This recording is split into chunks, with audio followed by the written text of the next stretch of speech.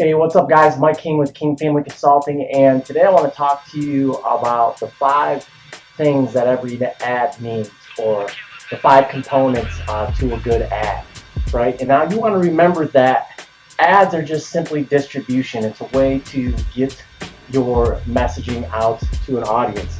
But the first thing that you need to have when you're putting together an ad is you want to have a compelling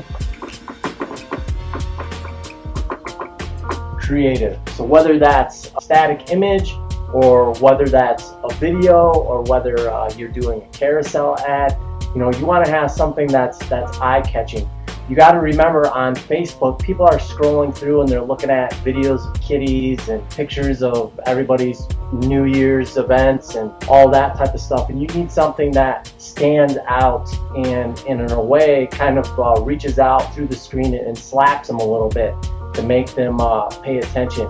And there's good ways of doing that. One of the ways is giving them something that they want. So if you're trying to target potential home buyers, they want to see homes. They want to see good-looking homes, or homes that have different colors, or that are a little bit unique, that makes them pause for a minute. The second thing that you want to have is you want to have a good hook.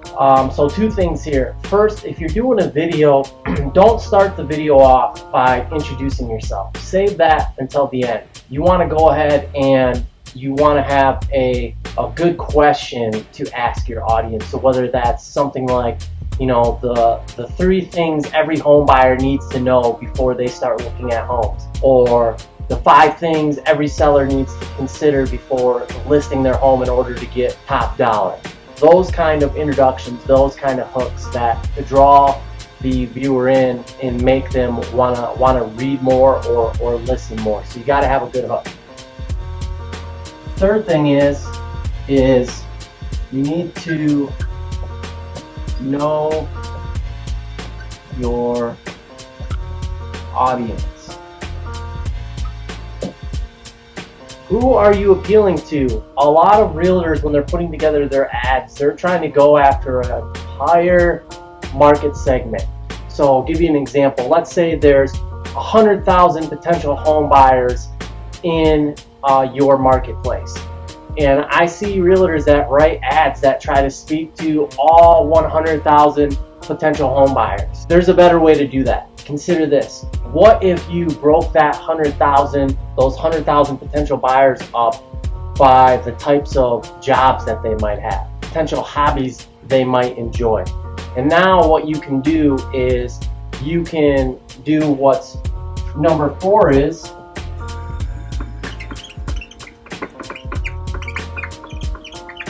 You can create a compelling message that speaks directly to that audience. So I'll give you an example. So if we took that same 100,000 potential home buyers and we split them up by occupation, what if we decided we wanted to speak to anybody who's in teaching or education? Or what if we crafted our message around anybody who is a first responder? Or what if we crafted our message to anybody who is in healthcare services, right? And we can talk specifically to those people and how we might be of benefit to them, or how we can educate them on that same process. So you'll be surprised that if you have the same base message, so what if it's 3 things every homeowner needs to know before trying to buy a home, and you just tweak that a little bit and you talked about the 3 things every educator needs to know before purchasing a home. Just that small distinction will have a huge effect on the engagement and the response that you get when you're putting your ads together. Now finally, the 5th thing that your ad needs to have is it needs to have a CTA, a call to action. And I talk about this a lot. You need to be strategic with this as well. And typically what I like to advise my clients on is you want to have You want to have 3 pieces of educational content and value that you're delivering to the audience before you give them a call to action. And there's a way that you can actually structure your ad so that the same audience sees these value propositions in a systematic and chronological order, so that they don't see the CTA until they've consumed all 3 pieces of that content. If you need any help with that, you're more than welcome to drop your questions and comments below and I'll answer them. But by all means, please like this video, subscribe to the channel, and share this content. And we'll be back to talk to you guys again soon.